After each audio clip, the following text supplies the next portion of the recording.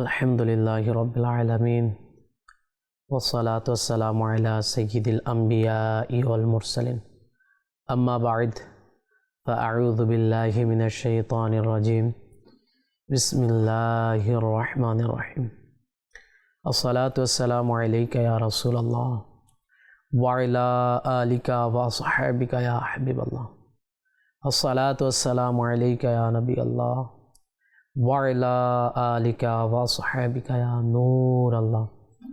প্রিয় ইসলামী ভাইরা এবং মাদানী চ্যানেল বাংলার দর্শকবৃন্দ, আবার উপস্থিত হলাম মাদানী চ্যানেল বাংলার ধারাবাহিক অনুষ্ঠান পবিত্র স্মৃতিচিহ্ন নিয়ে। যে যেখান থেকে আমাদের এই অনুষ্ঠান দেখছেন, কাছে কিংবা দূরে, দেশে কিংবা প্রবাসে, সবাইকে জানাই আন্তরিক মোবারকবাদ ও অভিনন্দন। আল্লাহ পাকের সর্বশেষ নবী সাল্লাল্লাহু আলাইহি ওয়াসাল্লামের উপর দুরূদ শরীফ পাঠ করার অসংখ্য অগণিত ফজিলত এবং বরকত রয়েছে। প্রিয় নবী রাসূল আরবি সাল্লাল্লাহু আলাইহি ওয়াসাল্লাম ইরশাদ ফরমান, মান সাল্লা আলাইয়া মিয়াতান কাতাবাল্লাহু বাইনা আইনাইহি বারাআতাম মিনান নিফাকি ওয়া বারাআতাম মিনান নার ওয়াসকানাহুল্লাহু ইয়াউমাল কিয়ামাতি মা'আশ শুহাদা। আল্লাহর হাবিব সাল্লাল্লাহু আলাইহি ওয়াসাল্লাম ইরশাদ ফরমান, যে ব্যক্তি আমার প্রতি 100 বার দুরূদ শরীফ পাঠ করবে, আল্লাহ পাক তার উভয় চোখের মাঝখানে লিখে দিবেন এই ব্যক্তি কপটতা, নিফাক এবং দোজখের আগুন থেকে মুক্ত, এবং তাকে কিয়ামতের দিন শহীদদের সাথে রাখবেন। সুবহানাল্লাহ, সুবহানাল্লাহ। প্রিয় ইসলামী ভাইরা এবং মাদানী চ্যানেল বাংলার দর্শকবৃন্দ, আপনারা শুনলেন রাসূল সাল্লাল্লাহু আলাইহি ওয়াসাল্লামের উপর দুরূদ শরীফের ফজিলত। আল্লাহ তাআলা আমাদেরকে বেশি থেকে বেশি দুরূদ শরীফ পাঠ করার তৌফিক দান করুক। আপনারা দেখছেন অনুষ্ঠান পবিত্র স্মৃতিচিহ্ন, অর্থাৎ এমন ব্যক্তি অথবা বস্তু যার সম্পর্ক কোনো নবী রাসূল, কোনো সাহাবী, কোনো নেককার বান্দার সাথে হয়ে থাকে। জি হ্যাঁ, আজকে আমরা এমন একটা তাবাররুক পবিত্র স্মৃতি নিয়ে আলোচনা করব যা আল্লাহ পাকের নবী ইউসুফ আলা নবীনা ওয়া আলাইহিস সালাতু ওয়াসসালামের সাথে সম্পর্ক রয়েছে, এবং যে জামার মাধ্যমে ওনার বাবা ইয়াকুব আলা নবীনা ওয়া আলাইহিস সালাতু ওয়াসসালাম বরকত লাভ করেছেন। জি হ্যাঁ, ইয়াকুব আলা নবীনা ওয়া আলাইহিস সালাতু ওয়াসসালাম ছিলেন হযরতে ইসহাক আলা নবীনা ওয়া আলাইহিস সালাতু ওয়াসসালাম, আর ইসহাক আলা নবীনা ওয়া আলাইহিস সালাতু ওয়াসসালামের বাবা ছিলেন হযরতে ইব্রাহিম আলা নবীনা ওয়া আলাইহিস সালাতু ওয়াসসালাম। ইউসুফ নবী ইব্রাহিম নবীর বংশধর ছিলেন। আল্লাহ পাক পবিত্র কোরআনুল কারীমের মধ্যে ইউসুফ নামে একটি সূরা অবতীর্ণ করেছেন, এবং এই সূরার মধ্যে ইউসুফ নবীর সমস্ত ঘটনাকে আল্লাহ তাআলা উল্লেখ করেছেন। ইউসুফ নবীর শিশু, কিশোর, যৌবন, জীবন, ওনার কারাগারে থাকা, সব কিছু আল্লাহ তাআলা পবিত্র কোরআনুল কারীমের মধ্যে কি করেছেন? আল্লাহ তাআলা বর্ণনা করেছেন। ইয়াকুব আলা নবীনা ওয়া আলাইহিস সালাতু ওয়াসসালাম, ওনার 12 জন সন্তান ছিলেন। ইউসুফ নবী ব্যতীত আরও 11 জন ভাই ছিল, আর তাদের নাম হচ্ছে ইয়াহুদা, রুবিল, সামউন, লাবি, জাবুলুন, ইয়াসজার, দান, নাফতাই, জাদ, আশর, ইউসুফ এবং বিনিয়ামিন। হযরত বিনিয়ামিন ইউসুফ আলা নবীনা ওয়া আলাইহিস সালাতু ওয়াসসালামের আপন ভাই ছিলেন, মায়ের পেটের ভাই ছিলেন। আর বাকি যে অবশিষ্ট 10 জন রয়েছে, তারা ইউসুফ আলা নবীনা ওয়া আলাইহিস সালাতু ওয়াসসালামের অন্য মায়ের সন্তান ছিলেন। ইউসুফ আলা নবীনা ওয়া আলাইহিস সালাতু ওয়াসসালাম ওনার সমস্ত ভাইদের মধ্যে বিনিয়ামিনকে বেশি মহব্বত করতেন, ভালোবাসতেন। ইয়াকুব আলা নবীনা ওয়া আলাইহিস সালাতু ওয়াসসালাম ওনার সমস্ত সন্তানদের মধ্যে ইউসুফ আলা নবীনা ওয়া আলাইহিস সালাতু ওয়াসসালামকে বেশি মহব্বত করতেন, ভালোবাসতেন। যেহেতু তার ললাটে নবুয়তের নিদর্শন ছিল, ইউসুফ নবীর ললাটে নবুয়তের নিদর্শন ছিল, উনি নবী ছিলেন, এই কারণে ইয়াকুব আলা নবীনা ওয়া আলাইহিস সালাতু ওয়াসসালাম ইউসুফ নবীকে একটু বেশি মহাব্বত করতেন, ভালোবাসতেন। ইউসুফ আলা নবীনা আলাইহিস সালাতু ওয়াস সালাম 7 বছর বয়সে একটি স্বপ্ন দেখল। স্বপ্ন কি? 11টি তারকা এবং চাঁদ সূর্য তাকে সিজদা করছেন। যখন ইউসুফ নবী আলাইহিস সালাতু ওয়াস সালাম তার এই স্বপ্নের কথা তার সম্মানিত বাবা ইয়াকুব আলাইহিস সালাতু ওয়াস সালামকে বললেন, তখন ইয়াকুব আলা নবীনা আলাইহিস সালাতু ওয়াস সালাম ইউসুফ আলাইহিস সালাতু ওয়াস সালামকে নিষেধ করলেন যে বাবা, তুমি তোমার এই স্বপ্নের কথা তোমার বাকি ভাইদেরকে জানাবে না, বলবে না। যদি বলো তাহলে তারা তোমার প্রতি হিংসায় তোমার ক্ষতি করার চেষ্টা করবে, তোমার বিরুদ্ধে গোপন চাল চালবে। সুতরাং এমনই হলো, তার বাকি ভাইয়েরা যখন জানতে পারল যে ইউসুফ আলা নবীনা আলাইহিস সালাতু ওয়াস সালাম এই স্বপ্ন দেখেছে যে 11টি তারকা এবং চাঁদ সূর্য তাকে সিজদা করছে, তখন তারা ইউসুফ আলাইহিস সালাতু ওয়াস সালামের ক্ষতি সাধন করার জন্য উঠে পড়ে লাগলেন। এমনকি সব ভাইয়েরা পরস্পর পরামর্শ করে এই সিদ্ধান্ত নিল যে তাকে যে কোনোভাবে ঘর থেকে বের করে নিয়ে গিয়ে জঙ্গলে কূপে নিক্ষেপ করে দিবে। এই সিদ্ধান্ত সফল করার জন্য সকল ভাইয়েরা একত্রিত হয়ে ইয়াকুব আলাইহিস সালাতু ওয়াস সালামের নিকট গেল এবং অনেক জোরাজুরি করতে লাগলো শিকারে যাওয়ার জন্য, বেড়ানোর জন্য, যে আমরা শিকার করতে যাব, আমরা বেড়াতে যাব, আমাদের সাথে আমাদের ভাই ইউসুফকে আপনি পাঠান। এই বিষয়ে অনেক জোরাজুরি করতে লাগলো এবং কি অনেক জোরাজুরির পর ইয়াকুব আলা নবীনা আলাইহিস সালাতু ওয়াস সালাম তাদেরকে অনুমতি দিলেন। তারা ইউসুফ নবীকে কাঁধে করে ঘর থেকে বের হলেন। আর যখনই ঘর পাড়ি দিলেন, জঙ্গলের দিকে যাত্রা করলেন, জঙ্গলে চলে গেলেন, তখন তারা ইউসুফ নবীর প্রতি হিংসায় কাঁধ থেকে ফেলে দিলেন এবং অনেক মারধর করলেন, অত্যাচার করলেন। এমনকি ইউসুফ আলাইহিস সালাতু ওয়াস সালামের হাত পাগুলো বেঁধে তারা কূপে নিক্ষেপ করে দিয়েছে। গভীর একটি কূপের মধ্যে নিক্ষেপ করে দিল। কিন্তু মুহূর্তে জিবরাইল আলাইহিস সালাতু ওয়াস সালাম অন্ধকার কূপের মধ্যে আসলেন এবং ইউসুফ আলাইহিস সালাতু ওয়াস সালামকে এমনভাবে বাঁচিয়ে নিলেন যে তাকে একটি পাথরে বসিয়ে দিলেন। যেই কূপ ছিল, যেই কূপে হাত পা বাঁধা ছিল, হাত পাগুলো খুলে দিলেন এবং ঘর থেকে বের হওয়ার সময় ইয়াকুব আলাইহিস সালাতু ওয়াস সালাম একটি জামা তাবিজ বানিয়ে ইউসুফ নবীর গলার মধ্যে বেঁধে দিয়েছিল। জিবরাইল আমিন আলাইহিস সালাতু ওয়াস সালাম ওই জামাকে খুললেন এবং তাকে পরিয়ে দিলেন। আর অন্ধকার কূপ আলোকিত হয়ে গেল। সুবহানাল্লাহ, সুবহানাল্লাহ। কিতাবের মধ্যে বর্ণিত রয়েছে ইউসুফ আলাইহিস সালাতু ওয়াস সালাম যেই কূপের মধ্যে নিক্ষিপ্ত হয়েছিলেন, ওনাকে যেই কূপের মধ্যে নিক্ষেপ করা হয়েছিল, ওই কূপের পানি অনেক লবণাক্ত ছিল। কিন্তু ইউসুফ আলাইহিস সালাতু ওয়াস সালামকে যখন কূপে নিক্ষেপ করা হলো, এরপর থেকে ওই কূপের পানি সুস্বাদু এবং মিষ্টি হয়ে গেল। সুবহানাল্লাহ। প্রিয় ইসলামী ভাইরা, দেখুন একজন আল্লাহর নবীর বরকতে একটা লবণাক্ত কূপের পানিকে আল্লাহ তাআলা মিষ্টি করে দিয়েছেন, অন্ধকার কূপকে আল্লাহ তাআলা আলোকিত করে দিয়েছেন। সুবহানাল্লাহ, সুবহানাল্লাহ।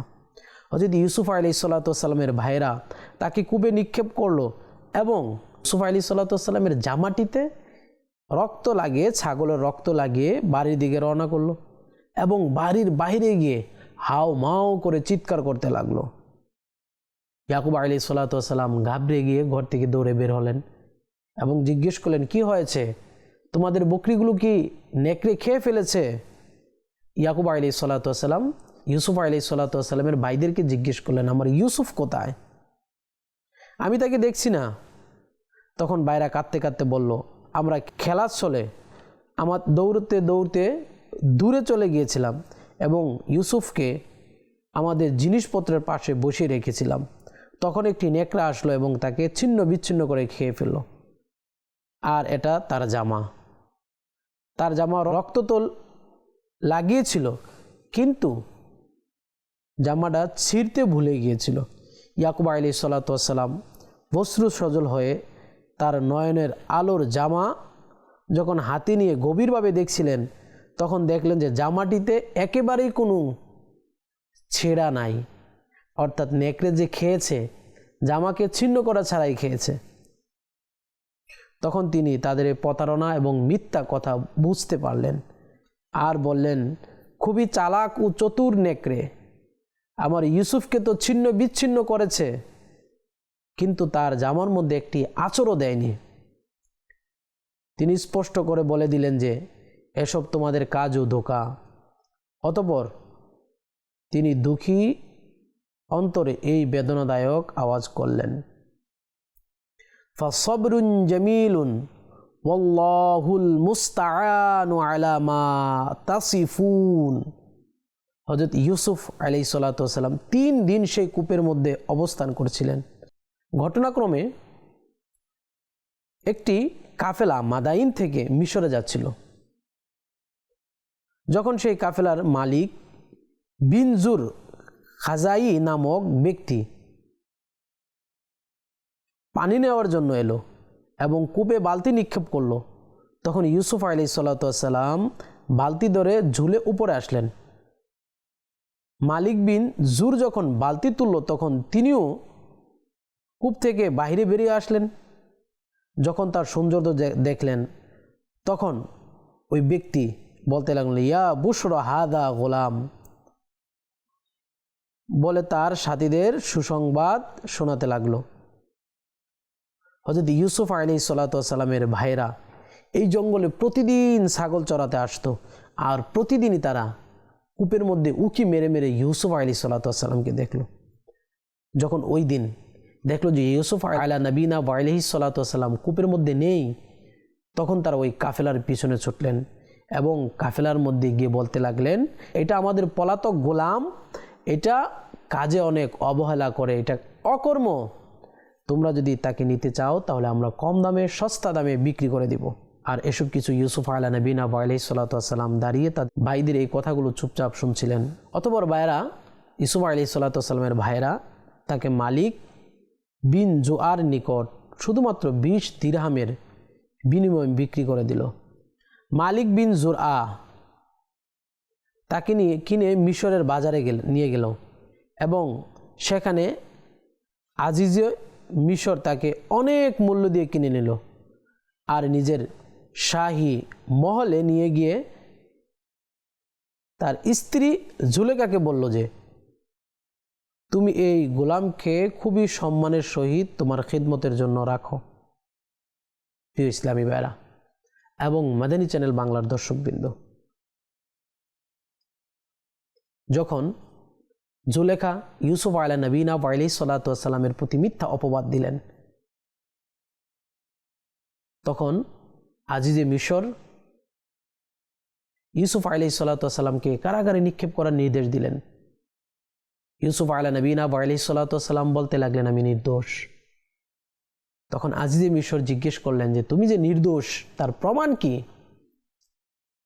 তখন ইউসুফ আলা নবীনা ওয়া আলাইহিস সালাতু ওয়াস সালাম বললেন যে, চকির উপরে একটি 4 মাসের বাচ্চা রয়েছে, আপনি তাকে জিজ্ঞেস করুন। আজিজে মিশর বলতে লাগলো, 4 মাসের বাচ্চা কিভাবে সাক্ষ্য দিবে? যখন আজিজে মিশর ওই 4 মাসের বাচ্চাকে জিজ্ঞেস করলেন, তখন 4 মাসের বাচ্চা ইউসুফ আলাইহিস সালাতু ওয়াস সালামের নির্দোষ হওয়ার বিষয়ে সাক্ষ্য দিলেন। সুবহানাল্লাহ, সুবহানাল্লাহ।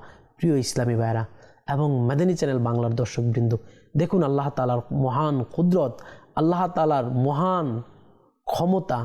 শুধুমাত্র 4 মাসের বাচ্চা ইউসুফ আলা নবীনা ওয়া আলাইহিস সালাতু ওয়াস সালাম যে নির্দোষ দিলেন, তার উপর যে মিথ্যা অপবাদ দিয়েছে, তার সাক্ষী 4 মাসের বাচ্চা, যে বাচ্চা কথাও বলতে পারে না, যে বাচ্চা কিছুই বুঝে না, যে বাচ্চা খেতে পারে না। সুবহানাল্লাহ, সুবহানাল্লাহ। আল্লাহ তাআলার কুদরতে ওই 4 মাসের বাচ্চা ইউসুফ আলা নবীনা ওয়া আলাইহিস সালাতু ওয়াস সালামের সত্য হওয়ার বিষয়ে সাক্ষ্য প্রদান করলেন। আল্লাহু আকবার। এদিকে মিশরের বাদশাহ রিয়ান বিন ওয়ালিদ একটি স্বপ্ন দেখল। যে 60টি মোটা তাজা গরুকে 60টি দুর্বল গরু খেয়ে নিল এবং 60টি সবুজ শীষ এবং 60টি শুকনো শীষ। মিশরের বাদশাহ স্বপ্নে দেখলেন যে 60টা মোটা তাজা গরুকে 60টা দুর্বল গরু খেয়ে নিল এবং 60টা সবুজ শীষ এবং 60টা শুকনো শীষ। মিশরের বাদশাহ এই স্বপ্নের ব্যাখ্যা জানতে চাইলেন। তখন যারা স্বপ্নের ব্যাখ্যা দিত তারা বলতে লাগলেন এটা দুঃস্বপ্ন, এটা চিন্তামূলক স্বপ্ন, এর কোনো ব্যাখ্যা হয় না, এর কোনো ব্যাখ্যা নেই।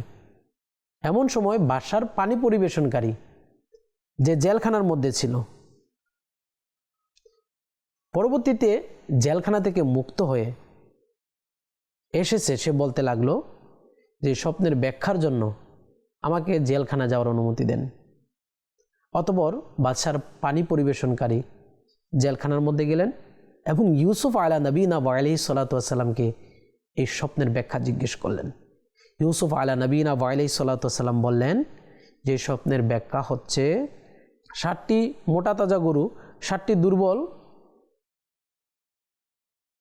গরু খাচ্ছে এবং 60টি সবুজ শীষ এবং 60টি শুকনো শীষ। হযরত ইউসুফ আলাইহিস সালাতু ওয়াস সালাম বললেন 7 বছর লাগাতার ক্ষেত খামার করো এবং এর খাদ্যশস্য গুদামজাত করো, জমা করো, সংগ্রহ করো। এরপর 7 বছর পর্যন্ত অনাবৃষ্টি থাকবে, কোনো বৃষ্টি হবে না, যার কারণে 7 বছর কোনো ফসল হবে না। ওই 7 বছর এই জমাকৃত ফসলগুলো দিয়ে চলবে। সুবহানাল্লাহ সুবহানাল্লাহ। বার্তাবাহক যখন ফিরে আসলেন এবং বাদশাকে স্বপ্নের ব্যাখ্যা দিলেন, তখন বাদশা আদেশ দিল যে ইউসুফ আলাইহিস সালাতু ওয়াস সালামকে জেলখানা থেকে বের করে দাও, মুক্ত করে দাও। ইউসুফ আলাইহিস সালাতু ওয়াস সালামকে জেলখানা থেকে মুক্ত করে দেওয়া হলো এবং সাথে সাথে বাদশা তার রাজত্বের যত উপদেষ্টা এবং যত কাজ রয়েছে ইউসুফ আলাইহিস সালাতু ওয়াস সালামকে দায়িত্ব দিল, অর্পণ করলো। ইউসুফ আলাইহিস সালাতু ওয়াস সালামের বললেন যে আমাকে আপনার ধন ভাণ্ডারের সব কিছুর দায়িত্ব দিয়ে দেন, পরিচালক হিসেবে নিযুক্ত করুন। তখন বাদশাহ ইউসুফ আলাইহিস সালাতু ওয়াস সালামকে তার ধন ভাণ্ডারের দায়িত্ব দিয়ে দিল এবং ধন ভাণ্ডারের পরিচালক হিসেবে নিযুক্ত করলো। সুবহানাল্লাহ সুবহানাল্লাহ। এমনিভাবে ইউসুফ আলা নবীনা আলাইহিস সালাতু ওয়াস সালাম মিশরের ক্ষমতার মধ্যে বসলেন, মিশরের ক্ষমতাশালী ব্যক্তি হয়ে গেলেন, মিশরের ক্ষমতা পেয়ে গেলেন। সুবহানাল্লাহ। এরপরে তিনি এই ধন ভাণ্ডারের ব্যবস্থাপনা নিজের হাতে নিয়ে নিলেন এবং 7 বছর পর্যন্ত খামারে ফসল ফলালো এবং সেই ফসলকে গুদামজাত করে রাখলো, সংগ্রহ করে রাখলো। এরপরে 7 বছর ওই গুদামজাত ফসল দিয়ে তার রাজ্য পরিচালনা করলো এবং সবাই শস্য খাদ্য কেনার জন্য মিশরে আসতো এবং তিনি খাদ্যশস্যকে বিক্রি করতেন। এর ধারাবাহিকতায় ইউসুফ আলাইহিস সালাতু ওয়াস সালামের ভাই মিশরে আসলো। ইউসুফ আলা নবীনা আলাইহিস সালাতু ওয়াস সালাম তাদেরকে দেখে চিনে ফেললেন, কিন্তু তারা চিনল না। তাদেরকে খাদ্যশস্য দিলেন এবং বললেন তোমার যে আরেক ভাই রয়েছে বিনিয়ামিন, তাকেও নিয়ে এসো, তার অংশটুকু তোমরা নিয়ে যাবে। ইউসুফ আলাইহিস সালাতু ওয়াস সালামের ভাইরা ইউসুফ আলাইহিস সালাতু ওয়াস সালামের বাবার কাছে গিয়ে বলল যে মিশরের বাদশাহ অনেক ভালো, আমাদের ভাই বিনিয়ামিনকে নিয়ে যেতে বলছেন। এবং যখন তারা তাদের থলি খুললো, দেখলো থলির মধ্যে খাদ্য রয়েছে এবং তারা যে টাকা দিয়ে দিরহাম দিয়ে যে খাদ্যগুলো ক্রয় করেছে ওই দিরহামগুলো ব্যাগের মধ্যে রয়েছে, থলির মধ্যে রয়েছে।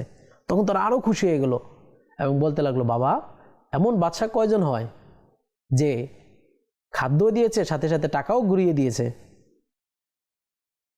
কিন্তু ইয়াকুব আলা নবীনা আলাইহিস সালাতু ওয়াস সালাম ইউসুফ আলাইহিস সালাতু ওয়াস সালামের ভাই বিনিয়ামিনকে তার ভাইদের সাথে দিতে রাজি হচ্ছিল না। কিন্তু তারা বারবার বলার কারণে ইউসুফ আলাইহিস সালাতু ওয়াস সালাম তাদের থেকে ওয়াদা নিলেন যে তোমরা ইউসুফের সাথে যেভাবে ব্যবহার করেছো বিনিয়ামিনের সাথে তোমরা তেমন করো না। তখন সমস্ত ভাই ওয়াদা করলেন এবং বিনিয়ামিনকে নিয়ে আবার কিনান থেকে মিশরের উদ্দেশ্যে রওনা দিলেন, ইউসুফ আলাইহিস সালাতু ওয়াস সালামের দরবারে গেলেন। তখন তার ভাইরা ইউসুফ আলা নবীনা আলাইহিস সালাতু ওয়াস সালামের সাথে সাক্ষাৎ করার জন্য বিনিয়ামিনকে সাথে নিয়ে গেলেন। ইউসুফ আলাইহিস সালাতু ওয়াস সালামের দরবারে যখন বিনিয়ামিন গেলেন তখন ইউসুফ আলাইহিসসালাম বিনয়ামিনকে বললেন, ভয় পেও না, আমি তোমার ভাই ইউসুফ। এবং বিনয়ামিনকে ইউসুফ আলাইহিসসালাম তার পাশে বসালেন। সুবহানাল্লাহ, সুবহানাল্লাহ। অনেক লম্বা ঘটনা। যখন ইউসুফ আলাইহিসসালামের ভাইদের মধ্যে পরিচয় হয়ে গেল, তখন জিজ্ঞেস করলেন, বাবা কেমন আছে? তখন তার ভাইরা বলতে লাগলো যে, বাবা তোমার বিরহে কান্না করতে করতে তার দৃষ্টিশক্তি কমে গিয়েছে। তখন ইউসুফ আলাইহিসসালাম তার যেই পোশাকটা ছিল, কামিজ ছিল, সেই কামিজটা তার ভাইকে দিয়ে বললেন যে, নাও এই পোশাক আমার বাবার চোখের মধ্যে লাগিয়ে দাও, এতে আমার বাবার দৃষ্টিশক্তি ফিরে আসবে। তখন ভাইদের মধ্যে কে ইউসুফ আলাইহিসসালামের এই কামিজ নেবে তা নিয়ে চিন্তায় পড়ে গেলেন। তখন তার ভাই কূপে নিক্ষেপ করার সংবাদ যে ভাইটি ইয়াকুব আলাইহিসসালামকে দিয়েছিলেন, ওই ভাইটি বলতে লাগলো, যেহেতু আমি বাবাকে দুঃখ দিয়েছি, কষ্ট দিয়েছি আগে, অতএব আমি এই জামাটি নিয়ে বাবাকে আগে সুসংবাদ দিব ইউসুফের। সুবহানাল্লাহ। ওই ভাইয়ের নাম ছিল ইয়াহুদা। ইয়াহুদা খুব দ্রুতভাবে খালি পায়ে ইউসুফ আলাইহিসসালামের কামিজ নিয়ে চলতে লাগলেন। সুবহানাল্লাহ, সুবহানাল্লাহ। প্রিয় ইসলামী ভাইরা, এবং যখনই কিনানের কাছাকাছি পৌঁছলেন, তখন ইয়াকুব আলাইহিসসালাম ইউসুফ আলাইহিসসালামের ঘ্রাণ পেলেন, খুশবু পেলেন, এবং তার ছেলেদেরকে, নাতিদেরকে বলতে লাগলেন, আমার ইউসুফ কোথায়? আমি ইউসুফের ঘ্রাণ পাচ্ছি। সুবহানাল্লাহ, সুবহানাল্লাহ। দেখুন প্রিয় ইসলামী ভাইরা এবং মাদানী চ্যানেল বাংলার দর্শকবৃন্দ, ইয়াকুব আলাইহিসসালাম ইউসুফ আলাইহিসসালামের জামার ঘ্রাণ পাচ্ছে, খুশবু পাচ্ছে, আমার ইউসুফ আছে, আসতেছে। ইয়াহুদা গিয়া ইউসুফ আলাইহিসসালামের জীবিত হওয়ার সংবাদ দিলেন এবং কামিজকে তার চোখের মধ্যে লাগালেন। ইউসুফ আলাইহিসসালামের কামিজের বরকতে আল্লাহ তাআলা ইয়াকুব আলাইহিসসালামের দৃষ্টিশক্তিকে আল্লাহ তাআলা ফিরিয়ে দিলেন। প্রিয় ইসলামী ভাইরা এবং মাদানী চ্যানেল বাংলার দর্শকবৃন্দ, আপনারা শুনলেন ঘটনা। ইউসুফ আলাইহিসসালামের কামিজের বরকত, কেমন পবিত্রতম কামিজ, কেমন তাবারুকাত, যার বদৌলতে আল্লাহ তাআলা ইয়াকুব আলাইহিসসালামের চোখের দৃষ্টিকে আল্লাহ তাআলা ফিরিয়ে দিয়েছেন। যে চোখ কান্না করতে করতে দুর্বল হয়ে গিয়েছে, শুধুমাত্র ইউসুফ আলাইহিসসালামের কামিজের বদৌলতে আল্লাহ তাআলা ইয়াকুব আলাইহিসসালামের চোখের দৃষ্টিকে আল্লাহ তাআলা ফিরিয়ে দিয়েছে। আপনারা এটাও শুনতে পারলেন যে ইউসুফ আলাইহিসসালামের ভাই ইয়াহুদা ইউসুফ আলাইহিসসালামের জামা নিয়ে খালি পায়ে দৌড়ে দৌড়ে তার বাবার কাছে গিয়েছেন। সুবহানাল্লাহ, সুবহানাল্লাহ। দেখুন প্রিয় ইসলামী, এই যে তাবারুক, পবিত্র স্মৃতিকে, পবিত্র তাবারুকাতকে, অর্থাৎ আল্লাহর নবী এবং রাসূলদের সাথে যে জিনিসের সম্পর্ক নিসবত হয় তাকে সম্মান করা। ইয়াহুদা ইউসুফ আলাইহিসসালামের কামিজকে সম্মানের সাথে, আদবের সাথে তার মাথার মধ্যে রেখেছে এবং খালি পায়ে পথ চলেছে। পবিত্র বস্তুকে সম্মান করা, এটা পূর্বের লোকদের রীতিনীতি। পবিত্র বস্তু থেকে ফয়েজ অর্জন করা, বরকত অর্জন করা, এটা আম্বিয়া ইকরামদের রীতিনীতি। জি হ্যাঁ প্রিয় ইসলামী ভাইরা, ইউসুফ আলাইহিসসালামের পবিত্র জামা, যার দ্বারা ইয়াকুব আলাইহিসসালামের চোখের দৃষ্টিকে ফিরে পেয়েছেন। সুবহানাল্লাহ, সুবহানাল্লাহ। তো আমাদেরও উচিত, আমরা যখন কোনো অভাবে পড়ব, কোনো অভাবগ্রস্ত হব, কোনো বিপদে পড়ব, তখন পবিত্র বস্তু যদি পাই, ওগুলোর মাধ্যমে আল্লাহ তাআলার দরবারে শিফার দোয়া করা, ওগুলোর মাধ্যমে বরকত এবং ফয়েজ অর্জন করা। সুবহানাল্লাহ, সুবহানাল্লাহ। প্রিয় ইসলামী ভাইরা, আমরা এটাও বুঝতে পারলাম যে আল্লাহ তাআলার নবী ইয়াকুব আলাইহিসসালামকে আল্লাহ তাআলা কত ক্ষমতা দান করেছেন। অনেক দূরে ইউসুফ আলাইহিসসালামের জামা, কিন্তু উনি জামার ঘ্রাণ পেয়ে গেছেন। ইউসুফ আলাইহিসসালাম যে বেঁচে আছে উনি বুঝতে পেরেছেন। সুবহানাল্লাহ, সুবহানাল্লাহ। কিতাবের মধ্যে আছে আল্লাহওয়ালা ব্যক্তিরা কখনো কখনো অনেক দূর থেকে দেখে ফেলেন, আবার কখনো কখনো নিজের নিকটেও দেখে না। জি হ্যাঁ, কারণ আল্লাহওয়ালা ব্যক্তিরা যখন আল্লাহ তাআলার প্রেমে মগ্ন থাকে তখন তাদের আর কোনো দুনিয়ার খবর থাকে না, ওনারা দুনিয়ার আর কোনো কিছুই বলতে পারে না, এবং কি নিজের পাশে কি হচ্ছে তাও ওনারা বলতে পারে না। আবার আল্লাহ তাআলার দয়া এবং ফজলে তারা যখন আল্লাহ তাআলার প্রেম ভালোবাসা থেকে দুনিয়ার কোনো কিছুর প্রতি দৃষ্টি দেয়, তখন ওই বস্তু ওই জিনিস যত দূরে থাকুক না কেন আল্লাহ তাদেরকে অবগত করে দেন, তাদেরকে জানিয়ে দেন। জি হ্যাঁ প্রিয় ইসলামী ভাইরা, আপনারা জানেন সুলাইমান আলা নবী আলাইহিস সালাতু ওয়াস সালাম কত মাইল দূর থেকে পিঁপড়ার আওয়াজ শুনেছেন। সুবহানাল্লাহ সুবহানাল্লাহ, ওনার কত আল্লাহ তাআলা ক্ষমতা দিয়েছেন, শ্রবণ শক্তি দিয়েছেন যে পিঁপড়া কত মাইল দূরে ওনাদের বিষয়ে গল্প করছেন, কথা বলছিলেন। সুলাইমান নবী জেনে গেলেন। আল্লাহু আকবার, আল্লাহ তাআলা ওনাদেরকে অনেক ক্ষমতার অধিকারী করেছেন আল্লাহ তাআলার দয়ায়। আল্লাহ তাআলা আমাদেরকেও আল্লাহর নবীর আল্লাহর ওলিদের পবিত্র বস্তুর মাধ্যমে ফয়েজ বরকত অর্জন করার তৌফিক দান করুক। পবিত্র বস্তুকে সম্মান করার, আদব করার, ভালোবাসার তৌফিক দান করুক। প্রিয় ইসলামী ভাইরা, ইনশাআল্লাহ দেখা হবে অন্য কোনো পর্বে অন্য কোনো বিষয় নিয়ে। সে পর্যন্ত ভালো থাকুন, সুস্থ থাকুন, মাদানী চ্যানেল বাংলার সঙ্গে থাকুন। সাল্লু আলাল হাবিব সাল্লাল্লাহু তাআলা আলা মুহাম্মদ সাল্লাল্লাহু আলাইহি ওয়াসাল্লাম।